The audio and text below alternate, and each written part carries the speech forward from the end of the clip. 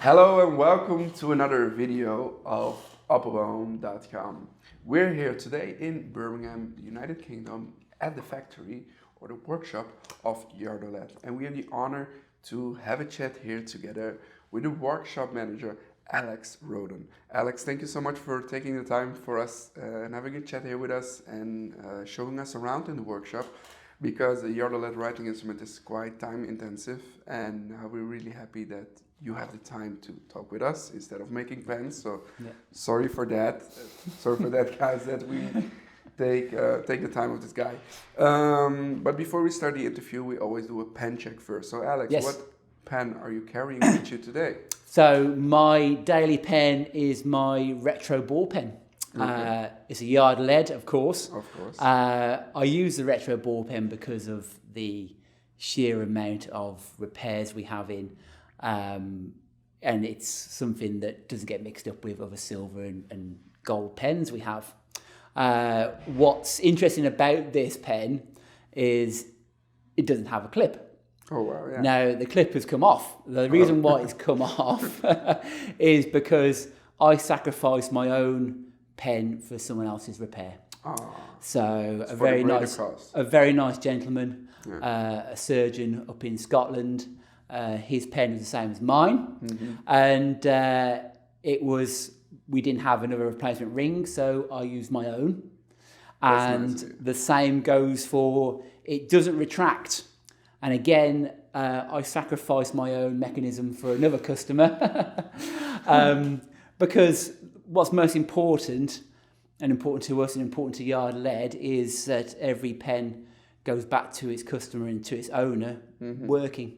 Yeah. And I'm willing to sacrifice my own writing instrument. That's really kind of you. That's really kind of But you. mine still works, and I still love mine. Yeah. And these little things, like the clip missing and the mechanism not working, always reminds me of why I do it. Yeah.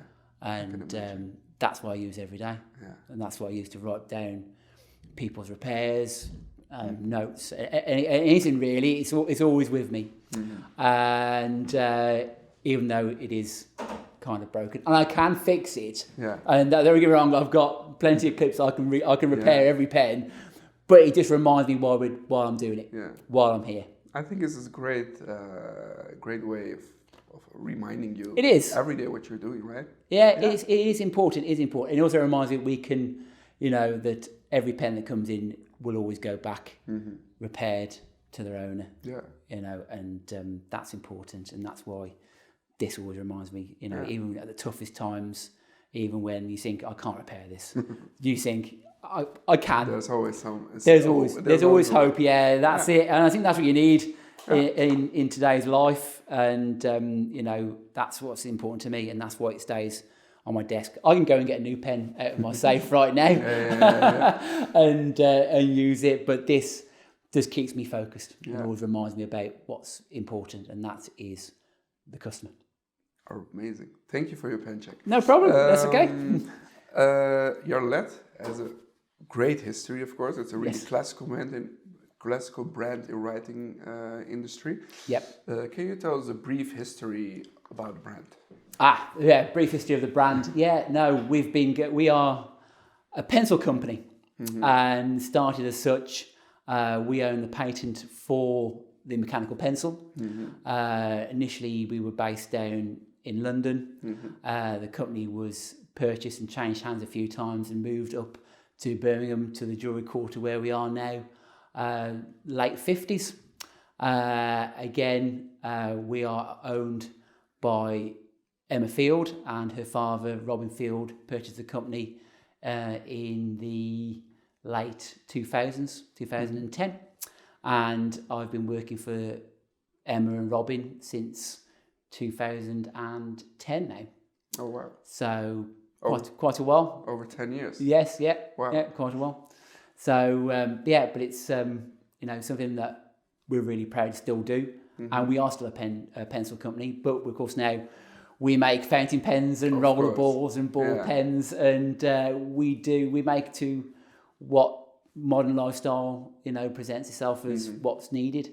Fountain pens came into our production 91, maybe 1990, and we've continued to make those pens ever since. Wonderful. So you work here more than 10 years, Yes. but there are people that worked here for a longer time, right? Yes, very long time. Yes, my previous workshop manager, Dennis Freeman, had worked here since he was 13 years old. He was a Saturday boy.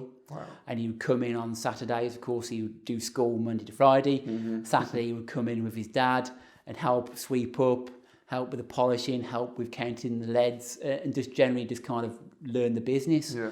And the moment Dennis finished school, Dennis was here. And Dennis met one of his best mates, Gordon, and they both worked here together, along with Dennis's brother and, of course, Dennis's uncle and Dennis's dad. Yeah. So yeah, it's but yeah, we have a history of retaining our staff, sort of pen makers, pencil makers. We've had a lot of people that have been here over 25 years plus. So we've always had that experience running through the company for as long as we've been going. You're the workshop manager now. What is the most fun part that you experience as a workshop manager? As a workshop manager is just being able to make these lovely items, dealing with the silver, being able to really use my artistical side with the chasing and the engine turning. But also that I've found over kind of the last couple of years is just getting to know our customers, getting to know their needs, their requirements. When they send a pen in, it's not working correctly. If they want to buy a new pen and they want to discuss how that works. And I found that, you know, reaching out and communicating more with our customers, that, you know, that they really appreciate that. And it's also helped me aid in actually understanding what our customers' needs are, especially through the fountain pens and the pencils is with the pencils especially, that I've taken photographs and videos of how the pencils work, because of course the mechanical pencils work a certain way. Yeah.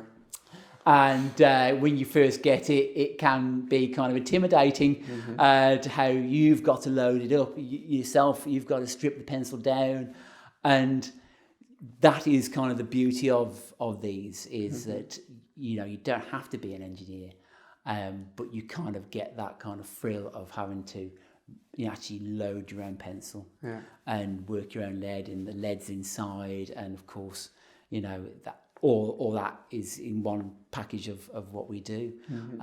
So that's kind of what I enjoy most, really. I'm very lucky. Yeah, I can imagine. So your lead is from Origin, a pencil company. Yes. Now you also sell fountain pens. Yes. Nowadays, how is that percentage of pencils against fountain pens sold by the company? It's still, pencils is still hot, right up there. Yeah. It is. It is very special. I think that people that Google the art of lead and then read about the history, the origins, and then start delving into kind of the brand, they realise that you know, the pencils are something special. But you know, the fountain pens are, you know, they are an absolute super instrument, and I always love to adjust them when people send them in. We make adjustments to them, and you know, I found the Grand and the Standard, especially the Grand, is a very imposing pen. Yeah.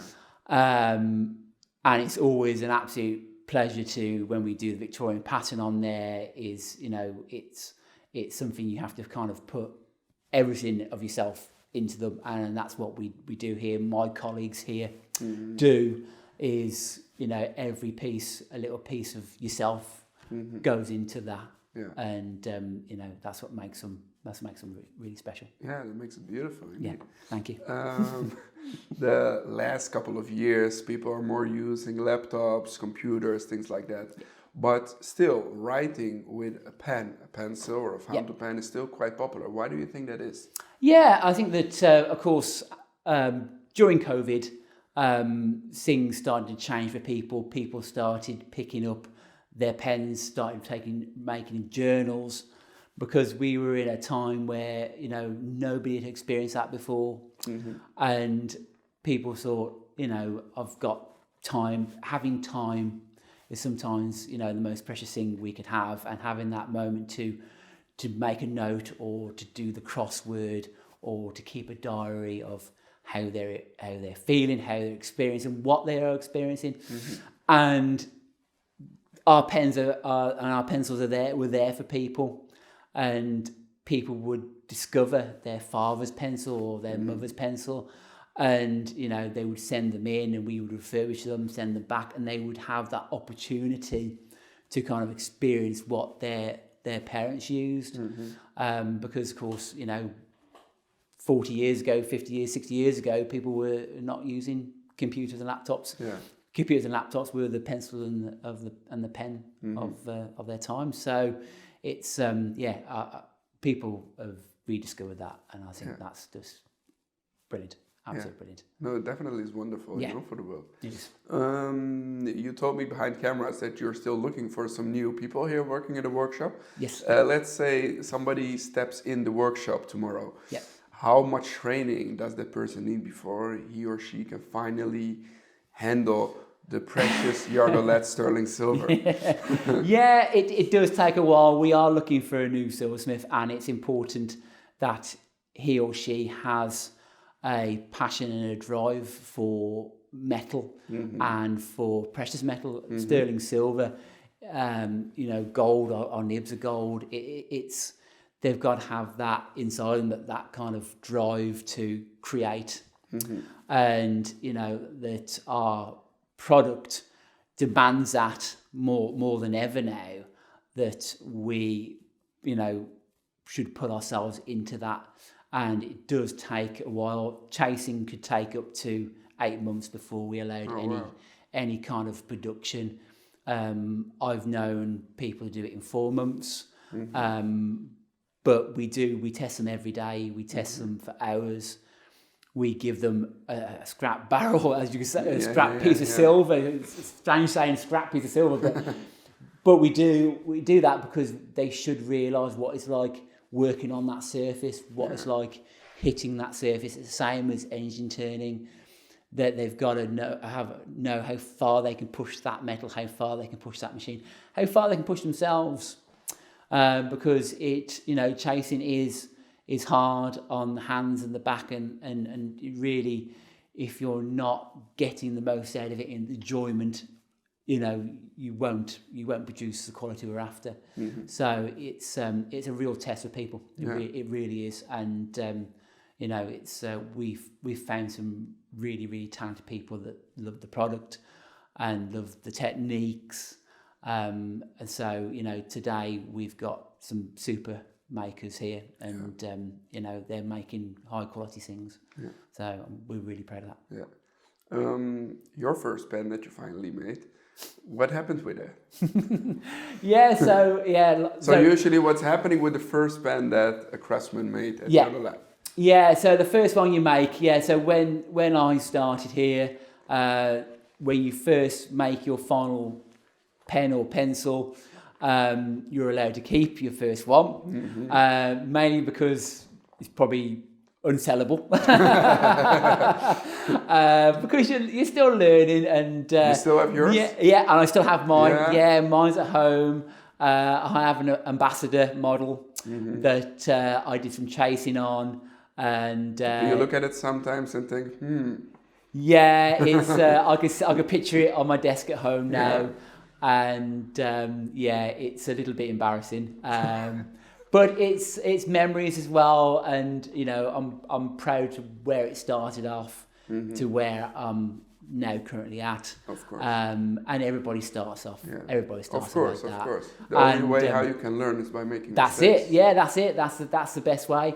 And it led to me getting yard lead under my skin now, and it's something that yard lead will always be with me, whether I'm here or not. I'm at home. I've always got a reminder there, and it's still a pen that I use on my own desk at home. So, but I've also bought another one. So that wasn't made by me, but it was. I also own a deluxe line pencil. Yeah. So 1978, which is my year of birth. Yeah. So and that stays with me. That's always in my jacket home, and that goes everywhere with me. What is the favorite design for you to make? My favorite design. I love all the Victorian pattern. I really do love doing that. I've sat there and I've counted how many hits it would take to do a grand, and it would take the hits to do a standard. So 4,000 to 5,000 times on the grand. Wow. So the one grand I did that day and I counted, it was something like 4,725, something like that. That's how many times That's I hit. a lot. That's a lot. Yeah, it's a lot. So, of course, when I first started doing the Grand Viceroy chasing, it took, the first one I did, it took me about 3.5 hours. Wow. So I can chase one now in about an hour.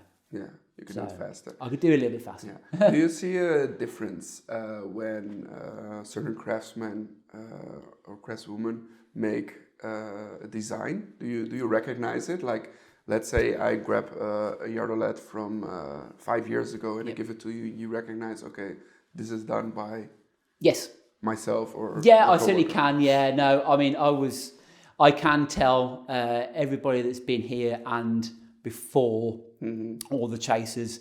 There hasn't been many chasers. The last count, there's been 8. Yeah. So I can tell 8 different types. So it's more or less like a handwriting. It you is. Really recognize that. Yeah, it is. Yeah, okay. It is. Currently, Amy and myself, I trained Amy, so her pattern is very, very similar to mine. But I notice different things, different changes, how she fills the pattern in, and I can tell the difference between pretty much every other. So every design is unique. It is. It is. It's a signature. It is. I've been at shows and someone's come up to me and said, "Oh, this is my pen. What do you think of it?" And they've given me a Victorian. I'll go, "Oh, that's lovely." John, it's amazing because I made it. John chased that. Or someone emailed me the other day and said, "I've bought this pen from Japan. What do you think? Is this a good pen?" I say, "Yeah, it is. It's a very good pen because that's my chasing." Yeah. So I can pretty much authenticate. Most patterns, most people's patterns. So that's kind of my little kind of what I've picked up over the kind of years. Yardolet mainly makes the writing instruments with sterling silver. Yes. Did you ever consider using a different material? We did. We made pens and pencils in 9 carat. That was around about the mid-90s. Okay. So we did a batch of 9 carat, which is still out there. I still see them today. Yeah. They're becoming more rare. So we did look at that. Again, of course, it's kind of one of those things where it came down to kind of cost and the market. Yeah. And the market dictated at the time that 9 carat wasn't kind of the best way to go for us at that time. So we went further into sterling silver, and we've continued to be in sterling silver. Of course, our nibs are 18 carat. We also delved with resin in the kind of mid 90s as well. Yeah. This is the one. Astoria as well. Esprit. So we have looked at other things, and in the future we're always kind of looking at that as well. What is the material that you would like to experiment with? Oh, blimey! Yeah, I would definitely like to work in gold. I definitely would like to do some more stone setting as well. Oh yeah, of course. And we've also experimented with that as well along the years with a couple of models, the Scepter. And so I've always had a couple of ideas. Of doing some more stone setting. Is something like this coming up in the, let's say, coming 12 months? I would hope so. We're always developing, and we're always thinking about what we're going to do next. I know that, of course, the levels of what's coming into us is quite high, so we're very busy, and that's kind of the the bad side of everything being kind of custom made and one-offs is that we don't get a lot of time for experimenting. But we want to. And that's it. And I'm always thinking about that, and developing new models and new lines. So it's always kind of in the pipeline. So it's kind of, we are keeping notes. I am taking notes and making a few scribbles here and there during my breaks. Just, just thinking about, actually that could be nice. Or I see something that's come in that's historically from yard led and go, actually, there's some design features that I like in this. So we've also looked at maybe reintroducing the Deco 33, the three-sided, and we also looked at the 34 as well. So we have started, the square one, that's it. So we've looked at both of those as well. So it's something we're always kind of thinking about. And the next edition, again, where we introduce kind of the Mayflower, the Shropshire and Northumberland, redeveloping the pattern bars as well. So we're always kind of trying to push the next one, but also trying to make sure our customers are getting off their pens on time. Of course. No, you have to make both parties happy, right? That's right. Yes. Sterling silver. Let's go back to the sterling silver. A lot of people are very familiar with resin writing instruments, wood. Sometimes sterling silver can be a little bit more complicated because it can turn black when oxidizing. What kind of maintenance do sterling silver pens need? Our sterling silver pens, they will tarnish through disuse and they will oxidize. Lots of people do like that patination, and we've had pens come in and people say, do not polish after, do not clean, and absolutely, we totally understand that, because I've seen them when they've gone kind of almost black, and they've looked really, I was like, actually, that looks really nice, and we have experimented with oxidization before to see if we can introduce something like that into our line, but again, it's their own. It becomes their own. Their patina on their pens is theirs. But what I would recommend is a polishing cloth. All our pens come with polishing cloths, and a high-end polishing cloth specifically for sterling silver, and just very gently just apply pressure and just kind of to a point where you leave how you make it as shiny as you want it and leave it as dark as you want it. I do like it on the barley because, of course, it changes and it brings it out. It almost looks black. Same as the chase. And anything with a recess, you can look really, really smart. So just making sure you keep that clean, keep it away from really hot and cold. So it's kind of it's up to the customer and the owner, but a good polishing cloth is a good thing. All right. Thank you for the tips. The consumer nowadays are more and more aware of the environment. What is Yardolet doing about this to keep track of the durability and the sustainability of the manufacturing process? Yes, we're very aware of that. We always have been. Every single scrap piece of silver gets remelted back down. It gets melted back down, reused, and goes back onto making our tube. So there is nothing thrown away. Everything's remelted and smelted back down and put back onto our account, and then we buy more silver. It's the same as the boxes, any card. Of course, we're always very aware of packaging, and Emma's made sure that the packaging is correct and that we're always reusing where we can. And the metal is always, it's very, very important to us. Silver is very important. Making sure we sweep down every single day, making sure all our scrap gets put away and sent away, and that's how we make sure it goes full circle and it comes back to us to make some more lovely pens, and that's really important to us. So that's great. So the garbage can turn into a beautiful writing instrument eventually. Back into something beautiful. Yeah, that's really it's vital for us. It's vital for us. We have a question from our social media followers on Yep. Instagram. Rebecca Barrett asked us, or at least she has 3 pencils Oh, of lovely. Yardolette, so that's Nice great. collection. And she's wondering about the specific sizes of specific size of the LEDs. Of the lead, yeah. No, our lead is 1.15 mil, all handmade for us. We have 3 grades, H, HB and B. And it was designed, of course, we are the painted for the pencil, so it was designed to fit in the lead holder. Now, the lead holder, of course, as she probably well knows, it's friction fitted. Yeah. So it actually goes into the lead holder and then the holder grips the lead. So that was primarily what it was designed to do. But also with the thicker lead, it gives the owner an opportunity to shape the lead. I've seen this plenty of times where people can get some little emery paper and they shape it to the tip and the point that they require to the job they want it to do. Okay. Whether it's doing the crossword or whether you're doing a sketch or whether you're doing a drawing of a building. So yeah, and that's where it is at the moment, and it'll always continue to be so. So because that's where all our tooling is designed to take the 1.13, so it will remain so. So that's, but yeah, our lead is very individual, very unique. Yeah. How do you feel about it that, let's say, the Queen used to use Yardolette pencils?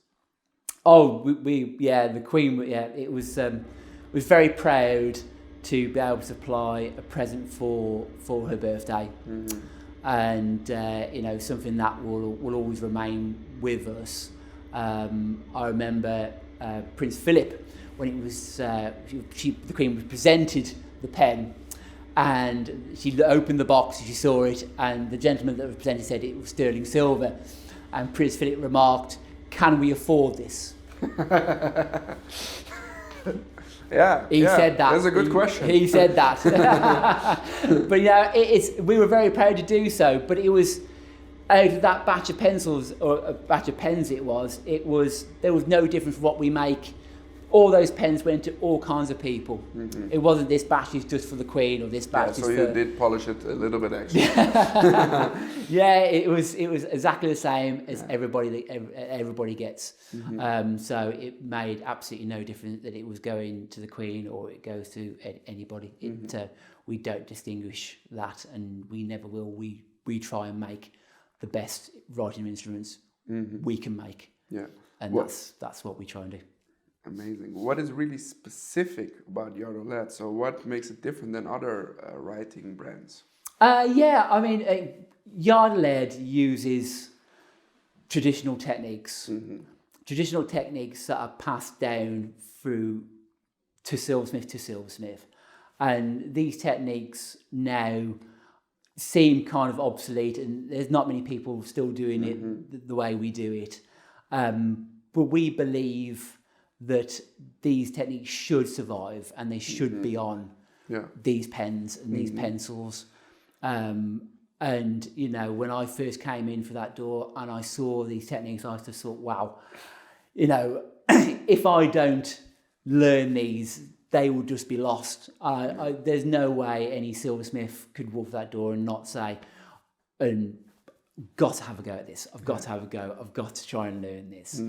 And that's the difference. I think that we don't own a CNC and we don't use CAD very much at all, apart from our tooling. Everything is made with our hands. And, I think that now in modern terms is very rare. And so every single piece, every single pen that I make or Amy makes or Sharon makes is a one-off piece. So, we can make a batch of 40 diplomats, but they'll all be individual. They'll all, that diplomat will only work with that mechanism. That other diplomat will only work with that pencil mechanism. So everyone you buy is a one-off piece, and you can look in the shop window and you can see a row of pencils or a row of pens and say, well, they all look the same. They never. They are not. Yeah. They are not. They really are not. So you know when you buy a yard lead that you are buying a one-off, and that is yours. That's quite unique. It is. It is. I have a really special question here for you. Yes. Because if we compare the fountain pen or the pen world to the animal kingdom, what animal would Yardelet be, and why is that? Oh, blimey. I think I would say it would be a whale. Yeah. I would say it would be a whale because especially the Grand. The Grand is large and it's an imposing, but it's something you look at that is just beautiful underwater. It does, and you look at our pens and the way it writes, the way it feels, the way it holds. It just means so much, and of course the whale does mean so much. Yeah. And you know it is endangered, and you know you could say the techniques we use are endangered. Yeah, definitely. How many people are engine tearing? How many people are chasing? And you know you probably count on one hand, and probably lots of your people of viewers would probably know, maybe know one or two, maybe, but there's certainly not many here in the UK. Yeah. So yeah, that's, you know, in a roundabout way. That's what I would class. Lovely answer. There you go. I love it. How do you see the future of pens and your brand, Yardelet, in general? In general, in particular. In particular. Now, I think that people are discovering them and discovering more. I think that is important. The social media side is also really important, and things like today, with yourself coming around and actually experiencing it and seeing it firsthand and getting that out to people gain understanding. I think it's understanding why they are this price. I think people do, especially nowadays with kind of people having to be a bit more frugal and what they invest their money in, but knowing and understanding of why they're investing this amount into our product. And when you see what goes on to make this product, each step, actually, that you are, you know, buying a real investment piece that will, you know, is yours and your family. It becomes an heirloom. So I think going forward is, you know, the future is bright for us. I think that we'll be pushing forward on new models and new ideas, but also still remaining true to our beliefs and our qualities and how we make them. So it's, you know, I will continue to push the company forward, and the guys will continue to push the company forward, and Emma will do all she very, you know, what she can to keep coming up with new ideas and new chasing patterns and new techniques, and we will continue to do that.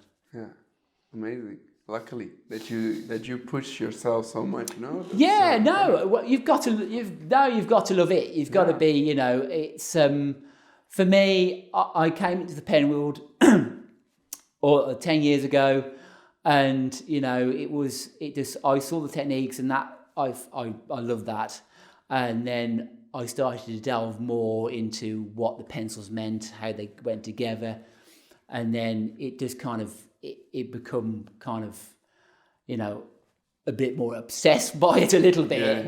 And everybody falls into that. You kind of fall into love with what you're doing every day.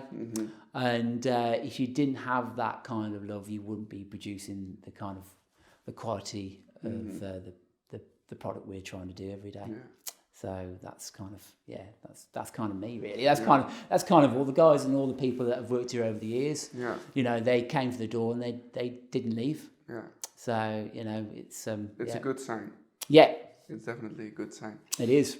We're almost at the end of this interview. Is there something that you would like to mention before we are ending it? Yes, yeah, of course, yeah, and thank you both for coming in today. And we just wanted to allow someone else to have the opportunity to own one of our pens. Oh, well, that's wonderful. And this is a Mayflower,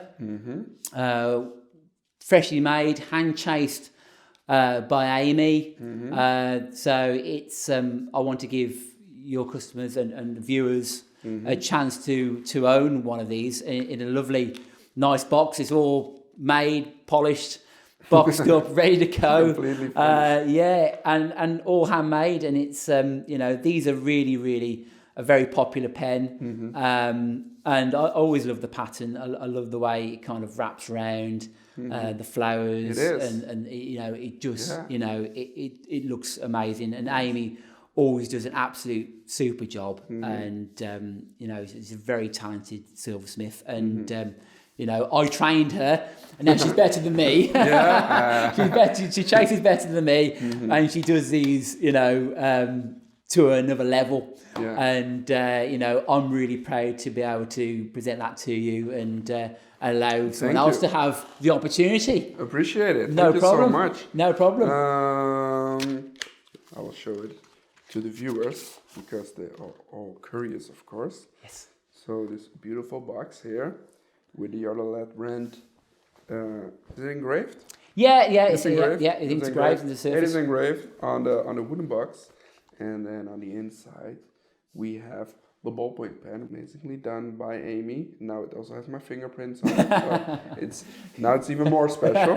If you would like to win this ballpoint pen made by Amy, made by Yardalet, you only have to do a few things. You have to make sure to subscribe to our YouTube channel, follow Yardalet on their Instagram page, and comment below this video what you think of the brand. And then 3 days after this video is uploaded, we will pick a winner, and the lucky winner can get this amazing ballpoint pen.